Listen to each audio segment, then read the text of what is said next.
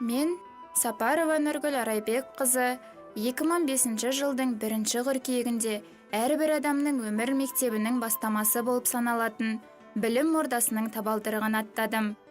Алғаш сауатымды ашқан ұстазым Бибінұр Ерсайын қызының бойынан ұлылықты, ізгілікті жинап өстім.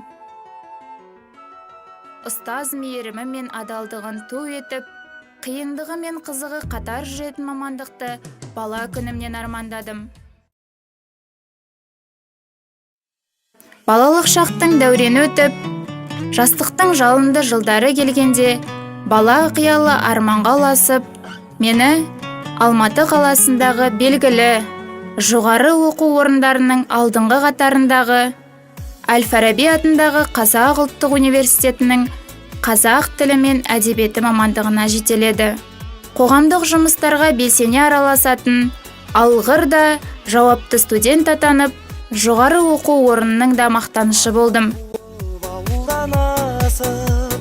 Келді көп қыз көп ұл, жатақхана шағын қалашық, болдау мекен өңір, көбелектей жалынға ғашық, алып ұшқан көңіл. Туған жер айналдым сені, Алыстағы армандай болып көрінген қол созымдағы мақсатыма жетіп, өзімнің туған жеріме оралып, Шарбану Бекмұхамбетова атындағы мектеп-гимназияға 2020 жылдың 2 қыркүйегінде жұмысқа орналасып, қазіргі таңда қазақ тілі мен әдебиеті мамандығы бойынша қызметімді жалғастырып келемін. Бабаларым аңсаған екен, туған жерім айналдым сенің қасиетіңнен. Менің өз пәніме, жұмысыма деген сүйіспеншілікке толы қызығушылығымды, оқушылармен жылы қарым-қатынасымды байқаған басшылық, бастауыш сыныптан орта буынға қадам басқан 5 А сынып оқушыларын маған жауапкершілікпен тапсырды. Кішкентай бүлдіршіндердің тәтті қылығы, маған деген ерекше ықыласы менің жұмысыма қанат бітіргендей болды.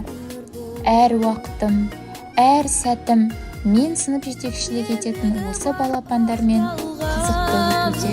Бала қиялда тарман, ұстазыма сақталған сүргін.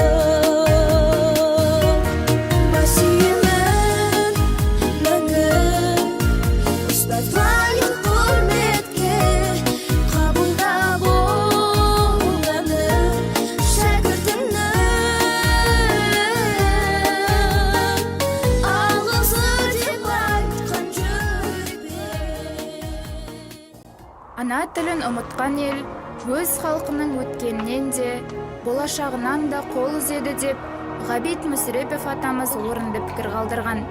Сол себепті, бала бойына ана тілімізді, патриоттық сезім мен ұлттық рухты сіңіру, қазақ тілі мен әдебиеті пәні мұғалімі үшін басты миссия болуы керек дер едім.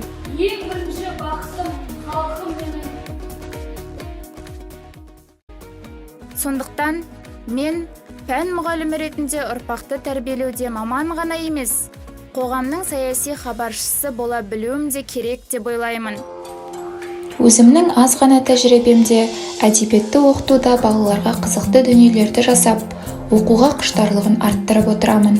Солардың бірі ұзақ көлемді жазулы шығармаларды комикс түрінде оқытып, сол арқылы оқушылардың оқуға деген құштарлығын арттыру. Қазіргі жастардың ерекшелігі көп көлемді жазулы кітаптарды оқуға қызықпайды. Себебі бұл заман ерекшелігі олардың зейіні тұрақсыздау, тез жалығып кетеді. Сол себепті балалардың қызығушылығын оятып, оқуға деген құштарлығын дамыту мақсатында шығармалар мен әңгімелерді сурет, комикс арқылы оқытып, қызықтыру өзекті деп ойлаймын. Бұл тәсіл жаңа заман балаларын шығармашылыққа қызықтырудың бірден-бір жолы деп білемін.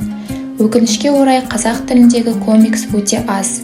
Сол себепті өзім секілді мұғалімдерге қазақ әдебиетіндегі көркем туындыларды насихаттайтын, қазақ тіліндегі комикстердің көптеп шығуына ықпал жасайық деген ұсыныс айтқым келеді.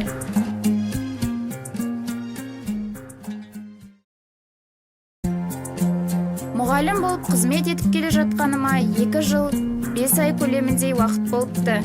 Осы уақыт аралығында түрлі облыстық, аудандық іс-шараларда бақ сынап, өзімді шыңдап келемін. Ұстаздан шәкірт озар демекші, оқушыларым да еңбегімнің жемісін беріп, биік белестерді бағындырып келеді. Менің ендігі мақсатым білікті маман болып, өнегелі ұстаздар қатарынан көріну. ұстазым мен